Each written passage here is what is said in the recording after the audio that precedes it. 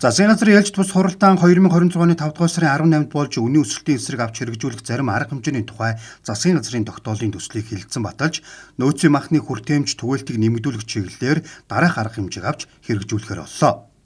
Нөөцийн махны борлуулагдаагүй үлдэгдлийг 2026 оны 5-6 дугаар сард зах зээлд нийлүүлэх, нөөцийн махыг нэг этгээдэд давтамжтай болон хэмжээгээр худалдан борлуулсан тохиолдлуудыг яаралтай хянан шалгаж, дутагдсан хэмжээгээр нөхөн бүрдүүлж зах зээлд нийлүүлэхийг бэлтгэн нийлүүлэгчдэд хариуцуулах.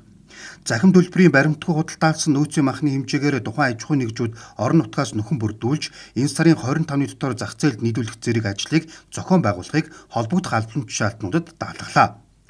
Хүнсний тухай хуулиар аймаг нийслэлийн засаг дарганаар стратегийн хүнсний нөөц бүрдүүлэх, хүн амыг хүнсээр хангах үүрэгтэй.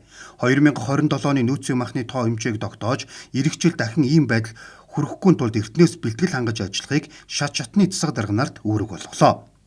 Нөөцийн мах худалдаалах хугацааг 15 хоногоор сунгаж 2026 оны 7 дугаар сарын 1 болголоо.